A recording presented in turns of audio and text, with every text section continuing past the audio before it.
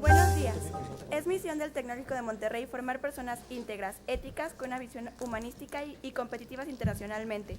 Les damos la más cordial bienvenida a la tercera mesa del primer Congreso de la Asociación Mundial de Justicia Constitucional.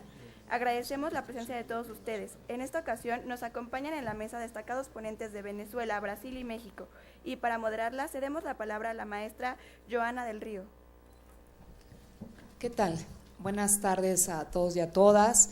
Y pues queremos agradecerles su pertenencia y permanencia más bien en este foro, dada la hora y la cercanía de la hora de la comida.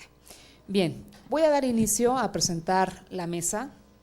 Se denomina Estado Legislativo Constitucional o Convencional de Derecho. Y para ello me voy a permitir presentar a la doctora en Derecho, Magdalena Díaz Beltrán. Ella es doctora en Derecho y profesora de la Universidad Autónoma de Baja California, con su ponencia La decadencia del Estado de Derecho al nuevo paradigma del Estado constitucional. Adelante, por favor. Muy buenos días a todos. Bueno, perdón por decir buenos días, yo sé que aquí pasan de las 12 del día, pero en mi estado Baja California son días aún. Buenas tardes a todos ustedes. Hay 2 horas de diferencia en mi estado, en mi ciudad natal. Les voy a agradecer muchísimo a los organizadores de este congreso el que nos hayan invitado a todos los integrantes de este panel y precisamente permitirme compartir con cada uno de todos los ponentes. Debo de agradecer también la vida del doctor Carpizo. Yo creo que él nunca imaginó a cuántas vidas académicamente hablando tocó. Yo soy una de ellas, no tuve esa vivencia de conocerlo, pero le agradezco mucho que la vida me haya puesto en mis manos algún libro de su obra. El día de hoy me voy a enfocar a hablar de este tema tan interesante, pero no sin antes agradecer también a los organizadores, en este caso concretamente al doctor Vicente Fernández. Él fue mi maestro en mi época que estudié la maestría en el estado de Tuxtla Gutiérrez, Chiapas. Les comento que voy a dejar paralizada la presentación en una lámina en donde creo que ahí se engloba absolutamente toda la información.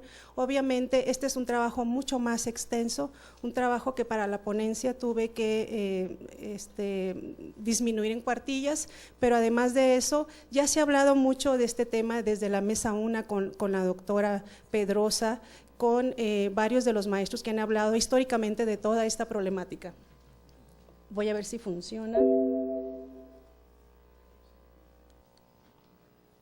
Bueno, este es el agradecimiento del que hace un momento ya hablé y voy a paralizar precisamente esta presentación en esa lámina. En esta lámina se hace una síntesis sobre cómo evolucionó precisamente el Estado de Derecho, englobando obviamente dentro del Estado de Derecho legal 3 podríamos decirse épocas también de la vida constitucional. Hoy está de moda hablar de Estado de Derecho. Para los expertos es un tema que no se agota, está en las aulas, sobre las mesas, sobre los congresos, en la política, etcétera, como el día de hoy. La idea es encontrar la fórmula perfecta que se adecue a nuestro esquema jurídico sin modificar su esencia ni sus características. Es precisamente en este trabajo donde se trata de dar respuesta a las preguntas obligadas: ¿qué es un Estado de Derecho? ¿Qué es la decadencia?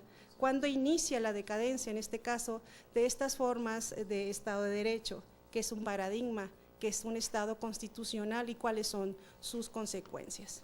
Obviamente, el significado de las palabras las voy a obviar para irnos a esta parte tan interesante como es cómo es que se ha transformado ese Estado de Derecho. En este caso, voy a ubicar este trabajo únicamente en el Estado de Derecho legal, con el que surge el nacimiento del Estado moderno como monopolio de la producción jurídica y el modelo de Estado de Derecho constitucional. A esos 2 me voy a abocar. No quiero dejar de mencionar que dentro de esta etapa denominado de Estado de Derecho Legal se arropan diversos modelos de Estado de Derecho que se ha conocido dentro de las doctrinas constitucionales como Estado de Derecho liberal, Estado de Derecho social, Estado de Derecho democrático, del que han estado hablando en las mesas anteriores, a las razones que por razones de espacio no aludiremos en este trabajo, pero que las englobaremos únicamente en aquella que le denominamos Estado de Derecho Legal. Como ven ustedes en estas láminas, cómo es que transitamos de cada una de esas, las englobamos en el Estado de Derecho Legal para después llegar a esa línea de tiempo donde nos lleva al nuevo paradigma del derecho, del Estado de Derecho constitucional. El Estado de Derecho moderno nace con la forma de Estado legal de derecho y alcanza su realización con la afirmación del principio de legalidad como criterio exclusivo de identificación del derecho válido con independencia de su valoración con lo justo. Gracias a este principio, dice Luigi Ferrajoli, una norma jurídica era válida no por ser justa, sino exclusivamente por haber sido puesta por una autoridad dotada de competencia normativa. ¿Qué pasa en estas épocas de la vida constitucional a nivel universal y que posteriormente aterriza en nuestra vida constitucional mexicana? Bueno, por allá en el siglo XVIII, el Estado de Derecho pasó a la historia por tener una característica horrorosa, la época del totalitarismo. En esta época se caracterizó por la supresión de libertades individuales y públicas, incluyendo la proscripción de partidos, de órganos deliberativos y de libertades de tránsito, reunión y expresión. Además, graciosamente, procuró legitimarse a través de instrumentos jurídicos. Obviamente tenemos en nuestra historia, nuestras compañeras acaban hace un momento de mencionar dentro de la historia de Alemania, esa época de Hitler, donde él gobernó esencialmente apoyado por la ley de la autorización de 1933, que lo facultaba para legislar a su arbitrio. Con fundamento en esta delegación parlamentaria expidió, entre otras, las leyes racistas de Nuremberg. En Italia subsistió la vigencia formal del Estatuto Albertino de 1848, pero diversas leyes consolidaron el poder de Mussolini. Además de la integración del Gran Consejo del Fascismo, su más importante disposición fue la Ley de Acervo de 1923, donde incluyó la cláusula de gobernabilidad. Esto es, al partido que obtuviera la mayoría simple en las elecciones se le atribuía automática la mayoría absoluta en el Parlamento. En 1925, Mussolini fue investido de facultades delegadas para legislar y su principal decisión fue integrar el Tribunal Especial para la Defensa del Estado, que varios autores han considerado la verdadera ley fundamental del régimen.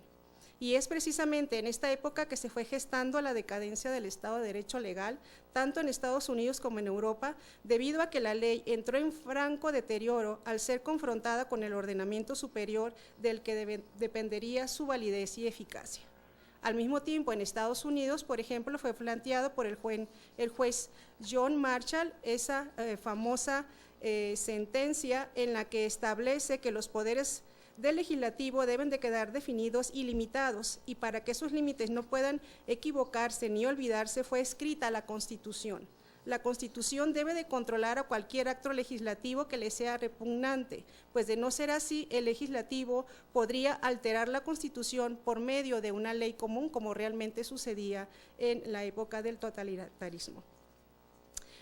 Veamos, por razón de tiempo sintetizaré, dice, existieron diversas causas para justificar la decadencia del Estado de Derecho legal y por lo mismo someter al legislador a un ordenamiento superior con base en el principio de supremacía constitucional.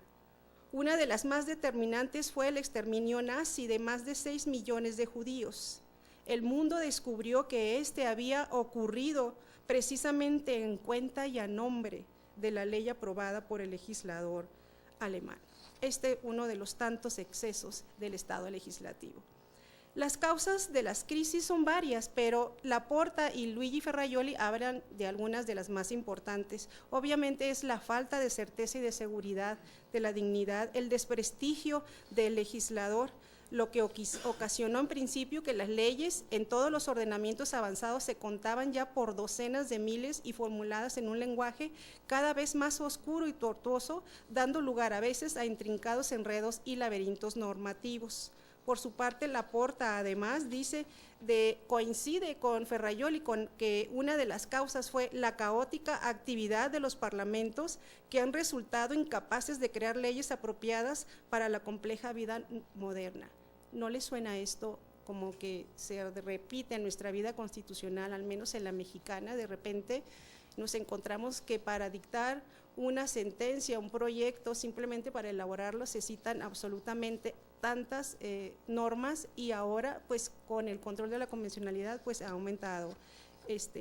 Entonces, este desprestigio del legislador dio pie a la aparición de los neoconstitucionalistas en el sistema de derecho europeo, que apoyaron la creación de un nuevo modelo filosófico y político que dio paso a la tendencia de considerar a la Constitución como una norma verdaderamente superior a la ley y que de ninguna manera anulaba al anterior Estado de Derecho, sino que lo perfeccionaba.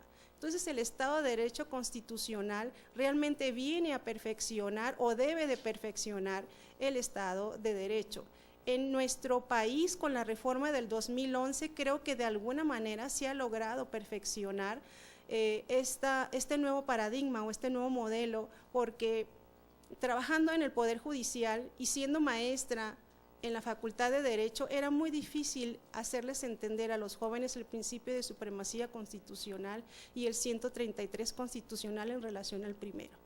Ahora, pues ya de alguna manera es más acorde este 133 con el primero constitucional. Bueno, un nuevo paradigma que surge en este caso, este nuevo modelo, es la etapa de transición estatal donde irrumpe la dignidad de la persona y de los derechos inalienables que de ella emanan. Este nuevo paradigma solo rectifica al precedente porque humaniza la letra, hasta entonces inerte del ordenamiento jurídico denominado Constitución, llenándolo de valores y dignidad y principios de los cuales no se puede prescindir al intérprete de obra de buena fe del que hablaremos. Entonces, bueno, aquí en mis presentaciones aparece precisamente pues una línea de tiempo, cómo fue evolucionando, pero les comento que Haberle, en una obra sobre el Estado de Derecho constitucional, describe las características principales de un Estado de Derecho, que habla de una premisa antropológica cultural que constituye la dignidad humana. Yo creo que esa es la base principal de este nuevo modelo: la soberanía popular, la división de poderes, un concepto de derechos fundamentales, pluralidad de partidos, tolerancia e independencia de los tribunales. Aquí es donde la Constitución es precisamente la creadora del momento de la estabilidad y la permanencia. El Estado constitucional, dice Prieto Sánchez, representa una fórmula de Estado de Derecho, acaso su más cabal realización, pues si la esencia de este último es el sometimiento del poder al derecho, ese sometimiento comprende también, por favor, al legislador. Así podemos concluir que estos elementos caracterizadores es un carácter normativo fuera o fuerza vinculante de la Constitución, la supremacía o superioridad jerárquica en el sistema de fuentes, la eficacia de la aplicación directa, de lo que hablaban hace un momento. De nada sirve que tengamos una Constitución modelo si esta no es eficaz, si esta o no buscamos los mecanismos para que esta sea eficaz, incluyendo las personas que reúnan ese perfil correcto para ello. La garantía constitucional, donde hay un control abstracto, a priori, posteriori, encomendable a órganos especiales o a jueces ordinarios. También debe de tener la característica de la presencia de un denso contenido normativo que tiene como destinatario a los ciudadanos y a preservar su dignidad humana, y obviamente una rigidez constitucional. Dentro de mis conclusiones, obviamente, es que la decadencia del Estado legal en cada una de esas épocas es precisamente el hecho de que el legislador pierde su fuerza al abusar con ese exceso del poder en la que hizo alarde en esta época, y sobre todo a la pérdida de la certeza, de la confianza, de la eficiencia en las garantías individuales. Una segunda sería en que hasta ahora constituye, hasta este momento, la mejor fórmula. Claro que hace un momento estaban hablando precisamente de nuevas denominaciones que, bueno, habrá que hacer o participar en un siguiente congreso para ver cómo nos va con nuestra nueva reforma constitucional y si de verdad está fortaleciendo el Estado de Derecho constitucional. Muchas gracias. Bien, le agradecemos a la doctora Díaz Beltrán su participación y me permito presentar a nuestro siguiente ponente. Es el doctor Armando Luis Blanco Guzmán, de Venezuela. Él es profesor de posgrado en la Universidad Católica Andrés Bello y en la Universidad Central de Venezuela. Es letrado de la Sala Constitucional del Tribunal Supremo de Justicia.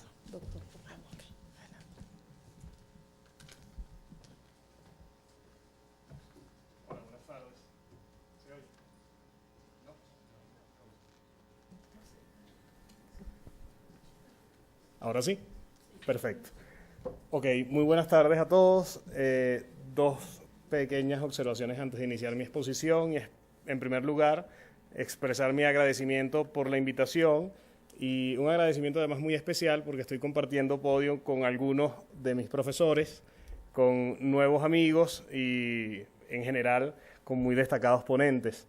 Entonces me honra estar acá en este evento.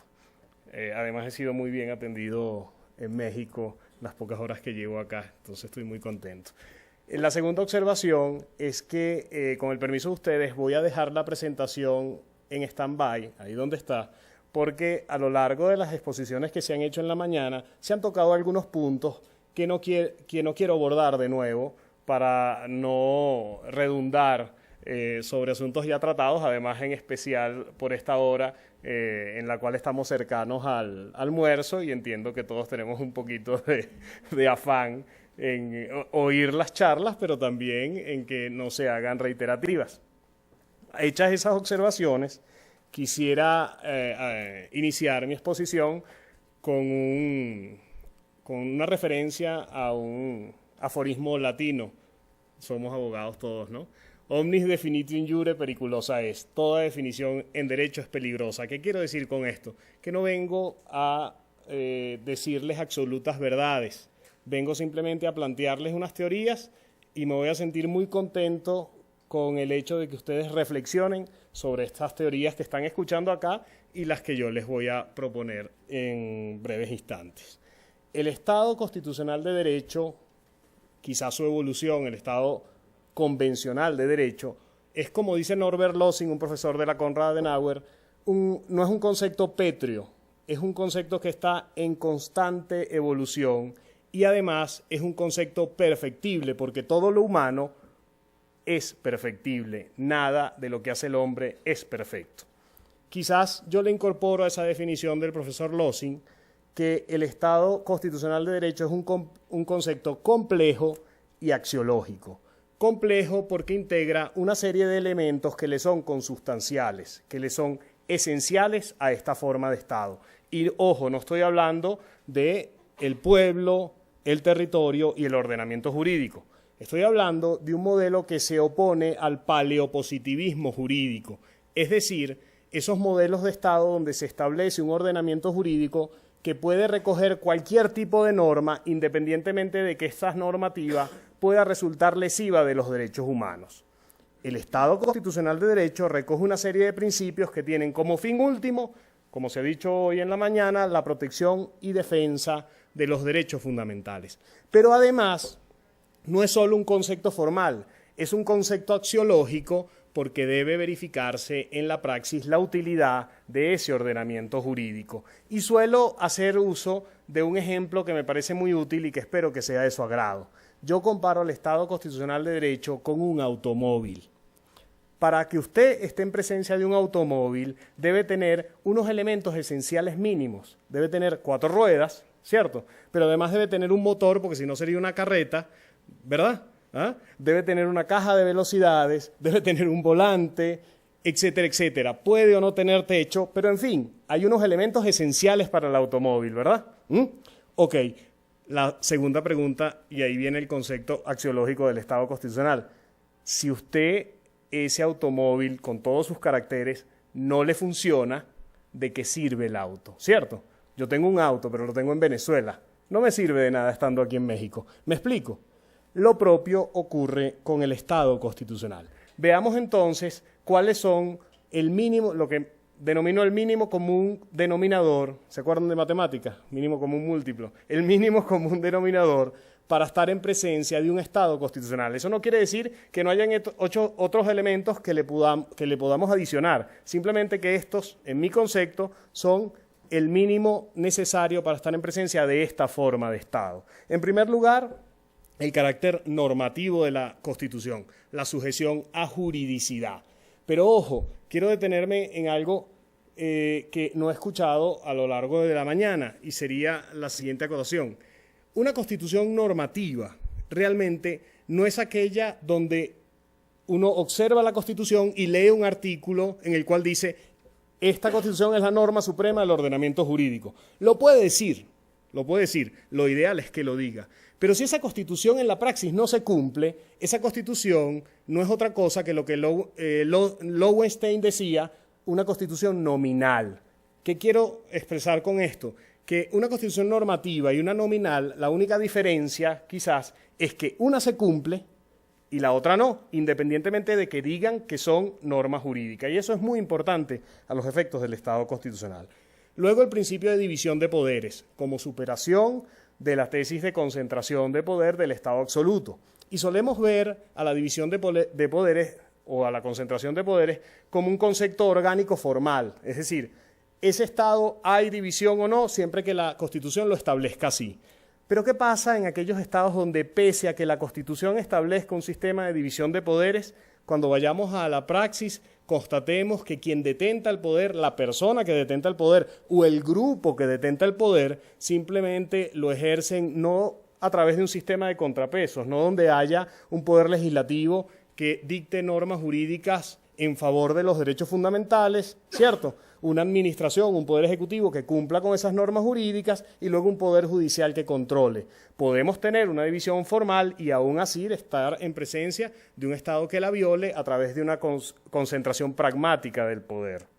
Luego, la superación del Estado omnímodo, y eso nos da lugar a nuestra materia esencial, que es el control de la actuación del poder público en sus distintas versiones. Podemos estar en control de la legalidad del Estado a través del contencioso administrativo, podemos estar en presencia del control de la constitucionalidad a través de los distintos sistemas de control constitucional que existen, pero lo que sí es un parámetro importante para determinar la vigencia de un Estado constitucional es que todo lo que haga o deje de hacer el Estado dentro del marco constitucional es susceptible de control constitucional.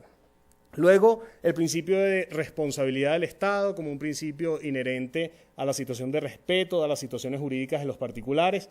Todo daño que produzca el Estado voluntariamente o culposamente, independientemente de que haya intención o no, es susceptible de resarcimiento por parte del Estado, porque el Estado no está para afectar nuestra esfera jurídica, por el contrario está para garantizar nuestros derechos fundamentales, como hemos escuchado. Otro parámetro esencial del Estado constitucional que también escuchamos esta mañana es el principio democrático. Y el principio democrático vamos a escuchar tesis teóricas, doctrinarias, y en la praxis vamos a escuchar muchas veces que pensamos que estamos en un Estado democrático cuando se celebran elecciones. Ese es el pensamiento normal en Latinoamérica, ¿verdad?